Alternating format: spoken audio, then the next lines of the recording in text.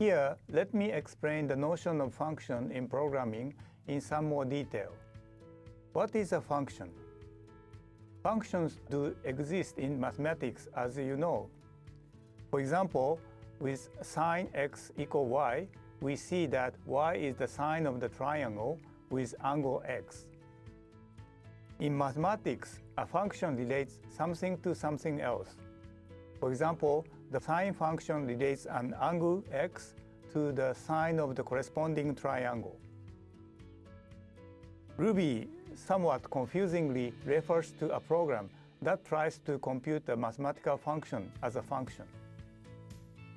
Confusing? Yes, I agree. Therefore, even though it is called a function in Ruby, in other programming languages, it is sometimes called subroutine. So in this lecture, we will call it a subroutine. We will differentiate by calling it a function when we mean a function in mathematical sense. And so let's change the title. So we will talk about subroutine. You might wonder why I'm insisting on this. Let me explain a little. A function is a mathematical function like we just saw.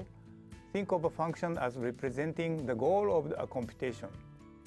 For example, the definition of sine is more visually this length of a triangle of angle x.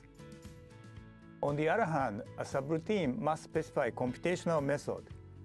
Therefore, as a subroutine called sine, we must state how to compute the sine of the trigonometric ratios from a given angle x. In that sense, when we speak of subroutine, think of including the computational method. Let's consider this difference with one more example. Consider the function square root of x, which is defined as a truncation of the square root of x. Yes, you may feel that it is not so enough for the definition because we don't explain what is square root.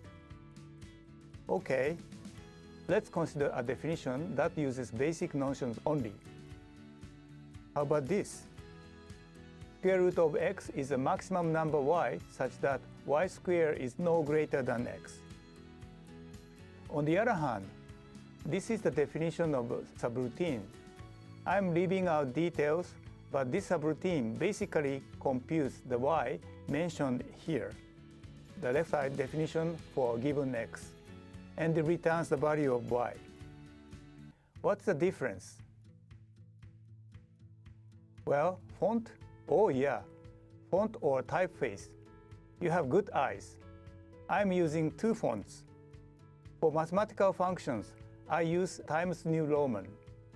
On the other hand, this kind of font, so-called typewrite font, is deliberately used for subroutines and programs in general. Actually, I have been using this distinction throughout this lecture. Did you notice it?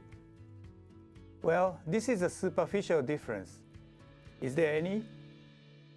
Yes, the subroutine is written in more detail. It indicates in detail how to compute, how to combine basic individual computations as a program. This is not given in a mathematical definition for function in general, and for mathematical functions, it is enough to specify the correspondence between the input and the output of the function precisely. No need to explain how to compute the output. This difference has a further meaning. In fact, functions, that is, mathematical functions, have a role in programming. They are used to specify the goal of computation, specify precisely what should be the output for a given input. The goal of computation is given by a function, and the method of computation is by a subroutine. So various subroutines can be defined for a single function.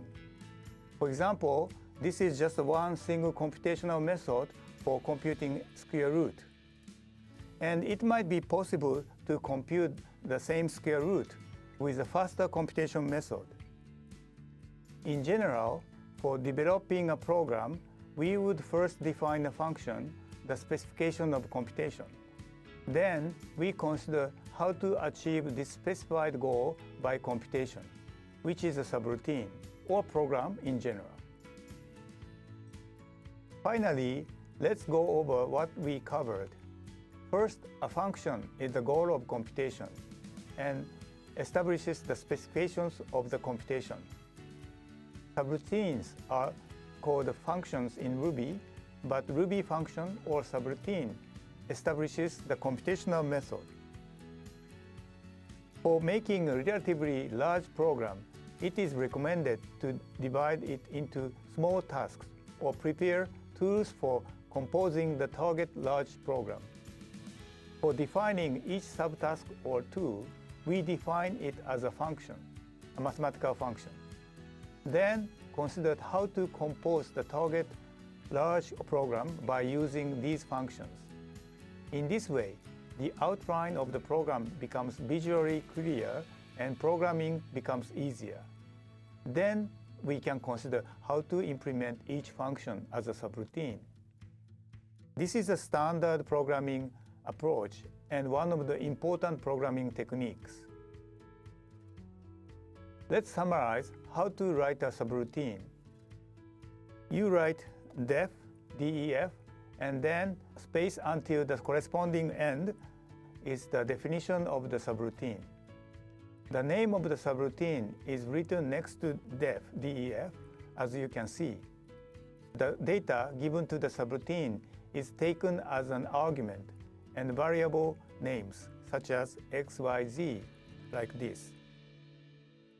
Then we write return command to terminate the computation and return to the place where the function is called.